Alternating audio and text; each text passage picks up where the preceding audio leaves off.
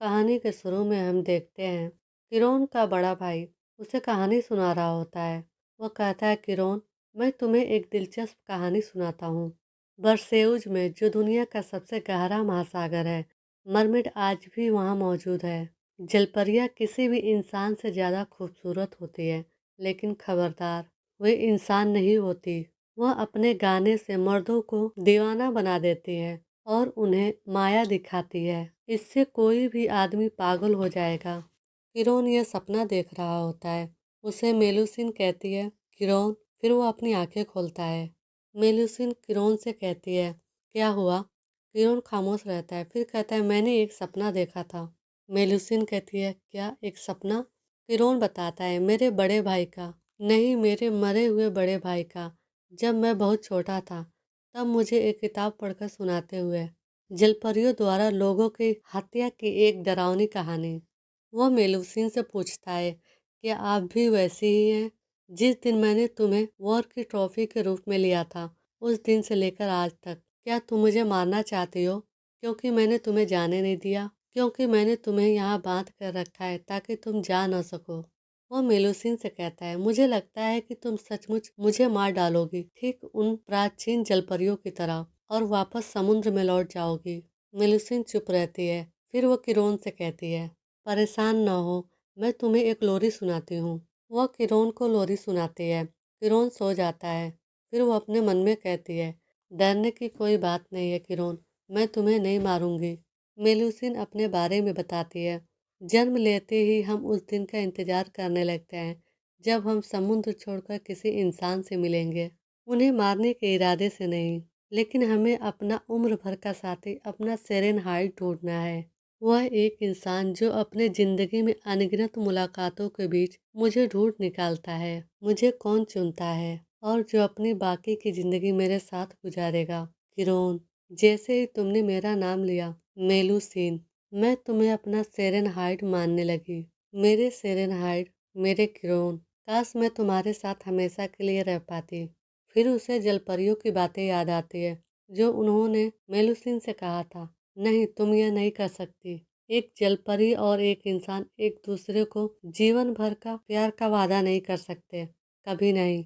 आपको सिर्फ एक ही मौका मिलेगा, और तभी आपको अपने सेरेनहाइड को छोड़ना होगा। अगर आप ऐसा नहीं करेंगी तो हम। फिर वो किरोन को देखकर रो रही होती है। किरोन को इस बारे में कुछ नहीं पता होता है। वो अपने मन में कहती है, अलविदा किरोन। फिर वो किरोन को अपने बाहों में लेते हुए कहती है, लेकिन मैं कसम खाती हूँ कि मैं तुमसे ही प्यार करूँगी, और सिर्फ तुमसे ही, हमेशा के लिए। फिर हमें बताया जाता है कि यह बात बहुत पहले की नहीं है। कहानी यहाँ से शुरू होती है, जिस दिन वॉर में पहली बार किरोन मेलुसिन से मिला।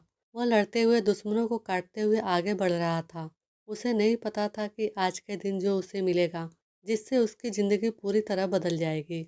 उस साम्राज्य में एक आदमी था जिसे वे कहते थे द ग्रीम रीपर। ऐसा कहा जाता था कि वह एक ही नज़र में किसी भी इंसान को राख में बदल सकता था। एक ऐसा डेमन जो साम्राज्य की भलाई के लिए हत्या करने से नहीं कतराता था। फिर हम देखते हैं एक शख्स अपने बेटे के शरीर को अपने हाथ में लेकर कहता है, नहीं नहीं, ऐसा नहीं हो सकता, मेरा बेटा ऐसा क्यों दिख रहा है। फिर वहाँ किरोन अपनी तलवार लेकर आता है। उसके तलवार से खून टपक रहा होता है। वो शख्स किरोन से चिल्लाकर कहता है, क्यों? हमने ऐसा क्या किया था कि तुम इतने बेरहम बन गए? ट्राइटन के लॉर्ड आर्च ड्यूक किरोन। वो शख्स रोते हुए किरोन से कहता है, एक बगावत? आप अच्छी तरह जानते हैं कि हम इस तरह की किसी भी चीज़ में शामिल नहीं हैं। हमें फंसाया गया है। आपने इन सभी सालों में मुझे देखा है कि मैंने पूरी लगन से मजेस्टी की सेवा की है। किरोन अपना पैर आगे बढ़ाते हुए कहता है, मुझे इसके बारे में जानकारी नहीं है। मुझे इतना ज़रूर पता है कि सम्राट बार्टन के आर्कडच साम्राज्य को ख़त्म करना चाहता है। तो अब आप बगावत करना बंद कर सकते हैं आर्चड्यूक। वो शख्स किरोन पर चिल्लाते हुए कहता है, तुम मजेस्टी के कुत्ते के सिवा कुछ भी नहीं हो। उस बर्बर को अपना लॉर्ड मानकर उसकी सेवा करना तुम पर तरस आ रहा है। किरोन को यह सुनकर गुस्सा आता है। वह शख्स कहता है, मैं कसम खाता हूँ तुम्हारे गुनाह तुम्हें नर्क में ले जाएंगे। यह सुनते ही किरोन उसे मार डालता है और कहता है, बताया तो था, बगावत करना बंद करो। आपको कम से कम ग्रेसफुल तरीके से अपनी मौत को पाना चाहिए था। फिर उसकी नज़रें उस कमरे में पड़े एक बड़े से चीज़ पर जाती है। वह कहता है, इस कमरे में यह क्या है? और वह उस शख्स के बारे में कहता है, और उसने कहा कि मैं नरक में जाऊंगा। मुझे नहीं लगता कि इस तरह का कलेक्शन रखने वाला इंसान क्या स्वर्ग में जाएगा। वहाँ पर बहुत सारे जानवरों के हड्डियाँ, उनके खाल और भी बहुत सारी चीज़ें रखी रहती है। किरोन यह देखकर उस शख्स के बारे में कहता है। फिर वो कहता है, ये क्या है? और वो देखता है एक बड़ी सी चीज पर लाल कपड़े से ढका हुआ कोई बहुत बड़ा सामान रखा रहता है।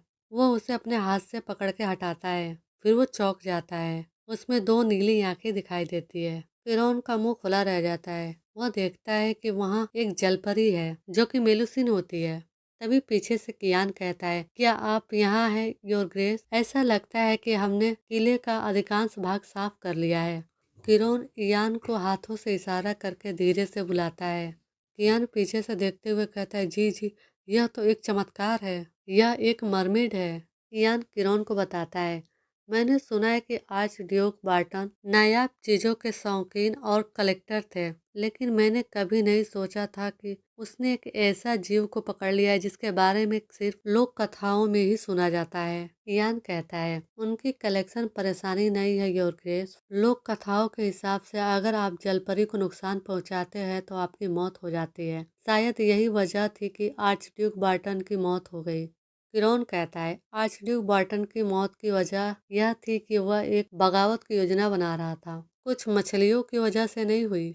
मेलुसिन कुछ कहना चाह रही होती है, वह हेल कह रही होती है, लेकिन उसे अभी ठीक से बोलना नहीं आता था। इयान कहता है, अब आप क्या करेंगे? किरोन कहता है, हम अपना सारा सामान अपने साथ ले जा रहे हैं। इस महल की प्रॉपर्टी ऑफ मजेस्टी की है। इधर मेलुसिन उन दोनों की बातें सुन रही होती है। किरोन कहता है, जी हाँ, बाकी कमरों को भी अच्छी तरह से देख लीजिए। मेलुसिन किरोन को देखती है, फिर ब्लश करती है। वह दूसरी तरफ अपना चेहरा घुमा के फिर उसे देखती है। किरोन इयान से कह रहा होता है, आपने कहा था कि किला खाली कर दिया गया है, तो अब समय आ गया है। तभी एक धड़ से आवाज सुनाई देती है। किरोन देखता है मेलुसिन पानी में नीचे गिर रही होती है। किरोन यह देखते हुए अपने हाथ पाते हुए कहता है, यह तो वाकई में बहुत मजेदार है। इयान कहता है, यह अचानक से ऐसा क्यों कर रही है? आपको लगता है कि यह हम पर हमला करने की कोशिश कर रही है? इस रफ्तार से तो यह सबसे पहले खुद को ही खत्म कर लेगी। किरण हंसते हुए आगे बढ़ता है। वह कहता है, मुझे इसके बारे में जानकारी नहीं है। शायद यह अपने पुराने मास्टर से मिलने की इच्छा व्यक्त कर रही है। इयान घबराते हुए कहता है, तुम इसे मार डालोगे क्या? किरोन अपना तलवार उठाते हुए कहता है, क्यों नहीं, हमें किले में मौजूद सभी लोगों को मार डालना है। मजेस्टी का यही ऑर्डर था। इयान चिल्लाते हुए कहता है, रुक जाइए योर ग्रेस। इधर मेलुसिन घबराई हुई उसे देख रही होती है। फिर किरोन अपनी तलवार से उस टैंक को कट कर देता है। उस टैंक के कांच में क्रैक हो जाता है। फिर वो टैंक टूट जाती है। कांच के टूटते ही मेलुसिन किरोन के ऊपर गिर जाती है। वह उसका कॉलर पकड़ लेती है।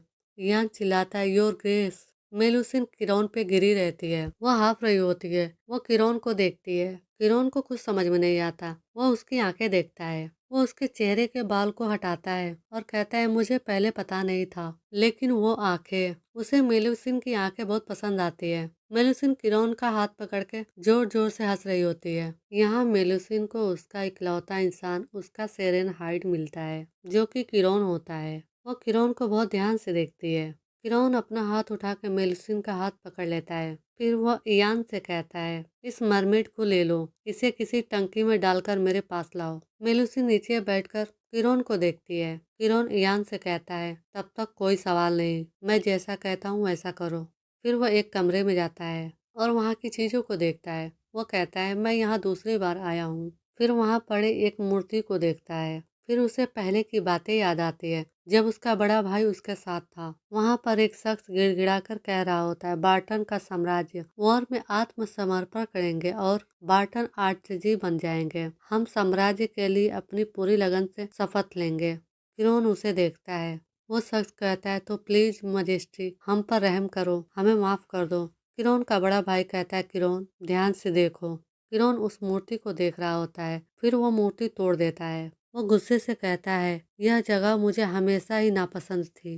तभी इयान कहता है, योर ग्रेस, हम मरमेड को ले आए हैं। मुझे पता है कि आपने इसे टैंक में रखने का ऑर्डर दिया था, लेकिन फिर मेलुसिन को दिखाया जाता है। मेलुसिन की पूंछ गायब हो गई रहती है, पूंछ की जगह उसके पैर आ गए रहते हैं। किरोन ये देखकर हंसता है। वो कहता है, हाँ, इसके तो पैर लग गए है ना।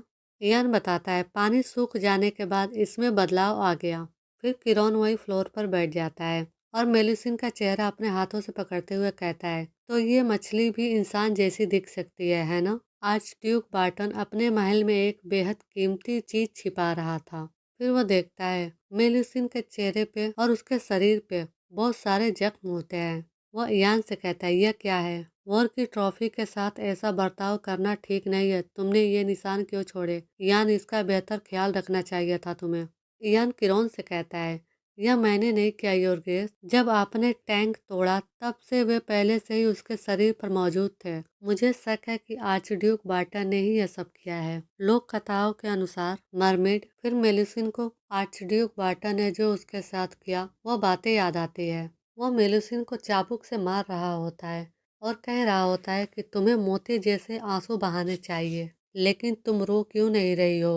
मेलुसिन रो रही होती है और आर्चड्यूक बार्टन कहता है, मुझे दे दो, वो मोती मुझे सौंप दो, नहीं तो मैं। फिर तभी किरोन कहता है, मेरी तरफ देखो, क्या आप मुझे सुन सकती हैं? और वह मेलुसिन का चेहरा अपने हाथ से पकड़ के फिर सोचता है, क्या उस बूढ़े आदमी को इस तरह की चीजों में दिलचस्पी थी? फिर वह अपने हाथों से मेलुसिन का चेहरा साफ करते हुए कहता है, मुझे वो आंखें बहुत पसंद है। और मेलुसिन की आंखों को देखता है। मेलुसिन किरोन से कुछ कहना चाहती है पर उसके मुंह से आवाज नहीं निकलती क्योंकि उसे बोलना नहीं आता। वह बस कुछ टूटे फूटे शब्दों से बोल पाती थी।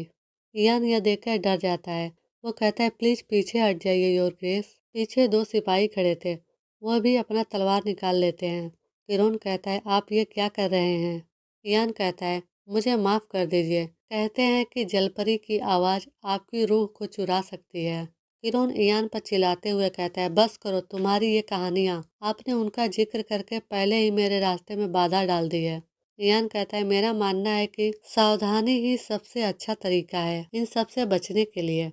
उधर मेलुसिन कुछ कहना चाहती है। आह आई। तभी वह सिपाही अपने पीछे से तलवार लेके आगे बढ़ जाते हैं। किरोन उन सबको रोकता है। मेलुसिन कहती है, ग्रे।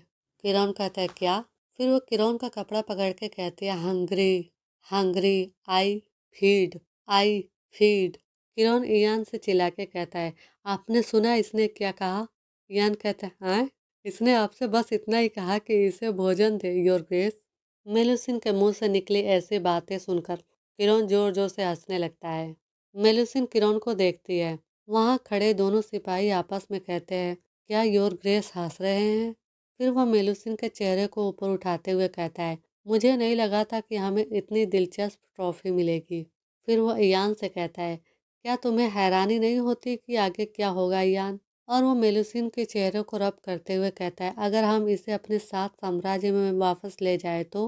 फिर दूसरे सीन में हम देखते हैं किरोन कश्ती पर सवार होकर अपने साम्राज्य को लौट रहा होता है। वो सैनिकों से कहता है, हमें जल्द ही उल्टे हालातों का सामना करना पड़ेगा, पीछे के पाल उठाओ। वे सारे सैनिक जहाज के पीछे के पाल को उठाते हैं। फिर पीछे से इयान धीरे से चलते हुए आके किरोन के पास खड़े होकर खांसते हुए कहता है, यह काफी लंबी यात्रा रही है। हमने न केवल पश्चिमी सीमा पर आतंक मचाने वाले खाना बदोशों को काबू में किया, लेकिन हमने बार्टन आर्च डची के बगावत को भी कुचल दिया। ट्राइटन कैसल को देखे हुए लगभग आधा साल बीत चुका है। फिर किरोन इयान से कहता है, अगर तुम्हें कुछ कहना है तो कह दो इयान। इयान घबराते हुए कहता है, माफ करे योर ग्रेस। किरोन कहता है, बकवास बंद करो और मुद्दे पर आओ। फिर इयान अपना मुंह बनाते हुए कहता, ओह अरे उस जलपरी के बारे में। हम जल्द ही बरसेउस सागर के पास से गुजरने वाले हैं, तो क्या होगा अगर हम उसे वहीं पानी में छोड़ दें? आखिरकार मजेस्टी ने हमें बार्टन कैसल में किसी को भी बंदी न बनाने का ऑर्डर दिया था। फिर किरोन कहता है, हाँ, लेकिन टेक्निकली रूप से यह इंसान नहीं है, यह एक मछली है। मैंने सोचा कि मैं इसे एक तरह के पालतू जानवर के रूप में रख लूंगा। यान चौंकते हुए कहता है, क्या पालतू जानवर की तरह? फिर किरोन मुस्कुराते हुए कहता है, वैसे यह कर क्या रही है मेरी वो मछली? हम देखते हैं मेलुसिन एक जगह पे बैठी रहती है। वो बहुत कांप रही होती है। किरोन मेलुसिन से कहता है, इसमें क्या खराबी है?